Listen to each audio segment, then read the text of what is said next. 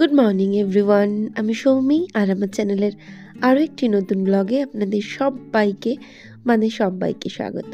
আর আজকে হচ্ছে সোমবার, আর আজকে আমাদের না সরস্বতী পুজো, আমাদের অর্থাৎ আমার দিদির ঘরে, মানে আমার বড় জায়ের ঘরে। আর সকাল 6টায় ঠাকুরমশাই আসার ছিল, আর দেখতেই পেলেন কেমন ওয়েদারে বাবুই বেরিয়ে গেল অঞ্জলি দেওয়ার জন্য। মানে এতটাই কুয়াশা, সামনের বলি মাঠটা দেখা যাচ্ছে না। মাঠ তো মাঠ, আমি আমাদের সামনের বাড়িটাই যেন ঝাপসা দেখছিলাম। তো বাবুই বেরিয়ে যাওয়ার পর আমি আমার সমস্ত কাজকর্ম কমপ্লিট করে নিয়েছিলাম, আর নিয়ে ঠাকুর ঘরে চলে এসেছিলাম। আর ফুলটার জন্য খানিকক্ষণ আমাকে অপেক্ষা করতে হচ্ছিল, কারণ বাবুই ফুলটা নিয়ে আসতে দেরি করেছিল।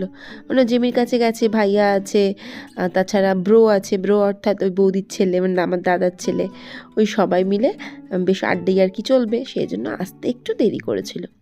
তো আসার পরে আমি যথারীতি পুজো টুজো দিয়ে নিয়েছিলাম। আর তারপরে 2 কাপ চা করলাম। আজকে আর বাবু আমাকে চা করে দেননি, তো 2 কাপ চা করলাম। আর তমাল বিস্কুট এনেছিল, সেইগুলো না কিছুটা একসঙ্গে, তো অতগুলো কৌটো নেই বিস্কুট ঢালার মতন, দুটো আছে বিস্কুটের কৌটো, আর ছোটো ছোটো দুটো কৌটো আছে। তো বিস্কুটগুলো না ঢেলে নিচ্ছিলাম, আর একটা বিস্কুট ওদিকে পড়ে আছে, আমি পরবর্তীতে খেয়াল করেছিলাম। তো কাপটা নিয়ে বসে গেলাম, আর বাবুইকে ডাকছিলাম যে তুইও আয়, চাটা খা। আসতে দেরি করছিল, কি জানি কি একটা যেন করছিল। আর আজকে না ব্রেকফাস্টে আমি মানে অনেক দিন ধরেই ভাবছিলাম চিড়ের পোলাও করব, করা আর হচ্ছিল না। তো আজকে একেবারে ডিটারমাইন্ড ছিলাম যে আমি চিড়ের পোলাও করবই আজকে। আর চা খাবার পর আমি আর বাবুই তারপরে তমালকে চা করে দিয়েছিলাম, আর তমালের সাথেই কথা বলতে বলতে আনাজগুলো সব কেটে নিচ্ছিলাম। অ্যাকচুয়ালি অনেকগুলো আনাজ ছিল, সেই জন্যই আরও ভাবছিলাম চিড়ের পোলাওটা করবো আজকে। তো ছিল না হচ্ছে ফুলকপি, তো তমালকে বাজার থেকে ফুলকপি আমি আজকে আনতে বলে দিয়েছিলাম, কারণ আজকে না আমরা লাঞ্চে করব ভোগের খিচুড়ি আর ফুলকপি দিয়ে আলু দিয়ে একটা খুব সুন্দর নিরামিষ তরকারি। তো আমি মানে হাম্বল রিকোয়েস্ট থাকবে আমার, যে আমার ওই খিচুড়ির রেসিপিটা আপনারা ট্রাই করবেন বাড়িতে, ভীষণ মানে অপূর্ব স্বাদের। ঠিক যেমন মা মা মানে কি বলবো, মা লক্ষ্মীর ভোগে মানে ভোগের খিচুড়ি যেটা হয় হুবাহু অবিকল, সেই রকম আমি ভোগের খিচুড়ি আজকে আপনাদের সাথে শেয়ার করব। তো সেটা খানিকক্ষণ পরের কথা। আর আপাতত আমি চিড়ের পোলাওটা কমপ্লিট করে নিই। আর বাবুই না পড়তে যাবে আজকে, মানে পঞ্চমী যেহেতু ছেড়ে গেছে, তাছাড়া ছাড়ুক আর না ছাড়ুক, স্যার যদি ডাকেন পড়তে তো যেতেই হবে। গতকাল ছুটি দিয়েছিল, আর আজকে আর কেউ ছুটি দেননি। তো এদিকে আমি চিড়ের পোলাওটা কমপ্লিট করলাম। কিছুই তো না, সবাই তো জানে রেসিপিটা, সেরকম কিছুই না।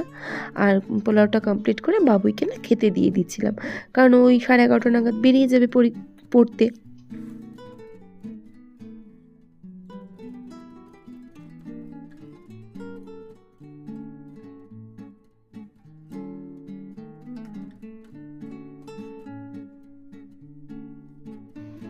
আর বাবুইকে খেতে দেওয়ার সাথে সাথে আমি একটু চেক করে নিলাম যে কেমন হয়েছে খেতে। বেশ ভালো হয়। আর বাবুই না একেবারেই পছন্দ করে না এই চিড়ের পোলাও ওর থেকে কেউ খেয়ে নিই, আর আমি যদি খেয়ে নিই তো আমাকে ওপর রেগে যায়। আর এদিকে তমালো, ওই যে বললাম বাজারে যাবে, তমালো বেরিয়ে গেল বাজারে। আর বারবার করে মানে 70বার আমাকে জিজ্ঞাসা করবে কি আনতে হবে, ভুলে যায়। আর আমার নিজেরও ও মনে রাখতে পারে না বলে, আমি যেহেতু খুব বেশি ভুলে যাই, সেজন্য আমিও ভুলে যাই কীর বদলে কী বলে দেবো আনতে। তো তমাল বেরিয়ে গেল। আর বাসনপত্র তো পড়েই ছিল, যেগুলো রোজ পরে সকালে ব্রেকফাস্টের পরে, সেই এত বাসনপত্র না এখন মাজি। তারপরে আবার আছে বড় ঘরটা গুছিয়ে দেওয়া, কারণ তমাল বড় ঘরটা গুছিয়ে দেয়নি। আর বড় ঘর গুছিয়ে দেওয়ার না আর একটা কারণ, চাদর ফাদরগুলো চেঞ্জ করতে যেহেতু হবে, সেজন্য তমাল বললো ওটা তুমি করে দাও পিঙ্কি, আমি বাজারে যাই। তো বেরিয়ে গেল, আর আমার এই কাজগুলো তো কমপ্লিট না করে যেতে পারছি না, কারণ রান্নাঘরটা বড্ড আগোছালো হয়ে আছে, এটাকে না গুছিয়ে তো যেতে পারি না। আর কিছুটা চিড়ের পোলাও বেঁচে গিয়েছিল, তো সেটা একটা স্টোরেজ বক্সের মধ্যে আমি আপাতত ফ্রিজে রেখে দিই। ওটা দেখি পরে বাবুই খাক, আমি খাই, খেয়ে নেব। আর এরপরে না ওই যে বললাম তমাল বিছানা চাদর চেঞ্জ করতে হবে বলে বিছানা আর গোছাইনি। তো আমি বিছানাটা ভাবলাম চলো গুছিয়ে দিই, বালিশ ফালিশে ওয়ারগুলো চেঞ্জ করতে হয়, ও একেবারেই রাজি হয় না এই কাজগুলো করার জন্য। তো আমি এই সমস্ত কাজকর্মগুলো কমপ্লিট করছিলাম। আর আজকে না এই কুশন কভারটা ঠিক যেন মানাচ্ছিল না, দেখি তাড়াতাড়ি চেঞ্জ করে দেবো। আর কয়েকটা কুশন কভার যেন মনে হচ্ছে কিনলে ভালো হয়, দেখি কিনবো এর মধ্যে, কিনলে আপনাদের সাথে শেয়ার করব।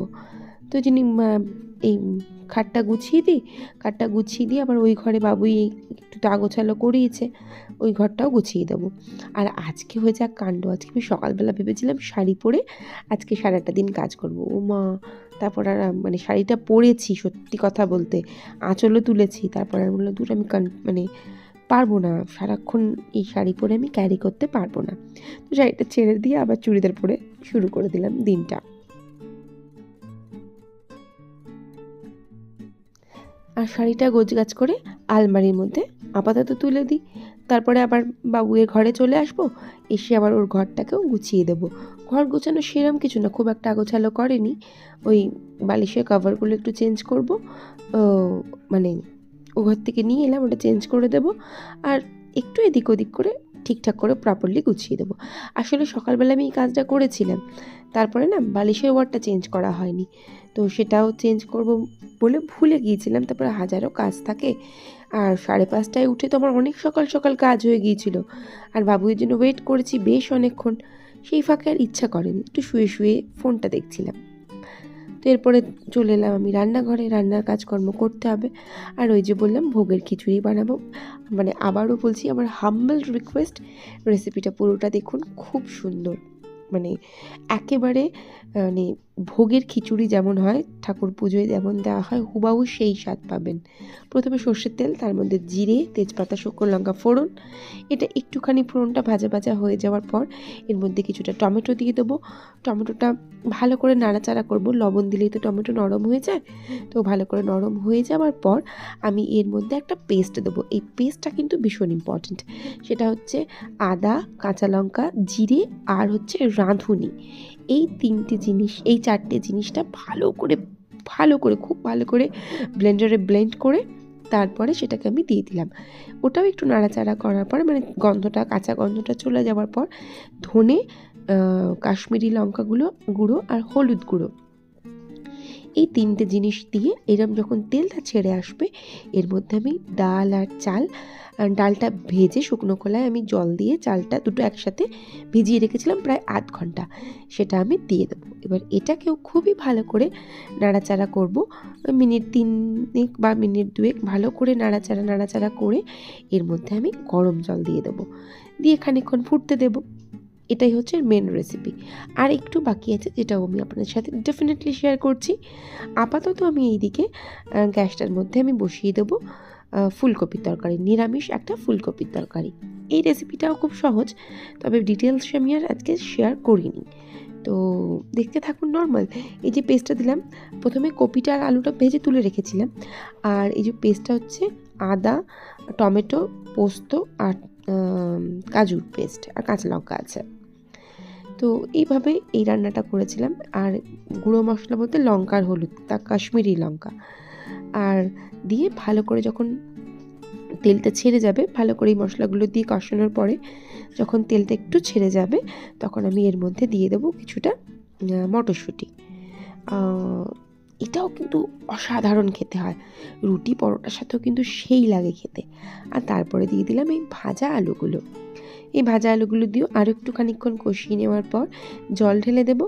আর জল ঢেলে দিয়ে যে একটুখানি ফুটে যাবে, আর যেহেতু আলুটা ভাজা আছে না, বেশি সময় খুব একটা লাগবে না, তো আলুটা যেই মানে অনেকটা সিদ্ধ হয়ে যাবে, তখন আমি কপিটা তুলে দেব। আর কপিটা তুলে দিয়ে একটু সেদ্ধ হলেই আমি ঘি গরম মশলা দিয়ে নামিয়ে নেব। আজকে তমাল অনেকটা তাড়াতাড়ি চলে এসেছে, তো সেই জন্য তমাল বসেছিল আর আমি করছিলাম রান্না। আর একটু বাকি আছে, যেটা মানে এটা হচ্ছে খিচুড়িটার জন্য একটু ঘিয়ের মধ্যে কাজু আর কিশমিশটা দিয়ে দেবো, দিয়ে ভালো করে নাড়াচাড়া করব। বেশ এরকম লাল লাল যখন হয়ে যাবে, তখন সেটা আমি খিচুড়িটার মধ্যে দিয়ে দেব।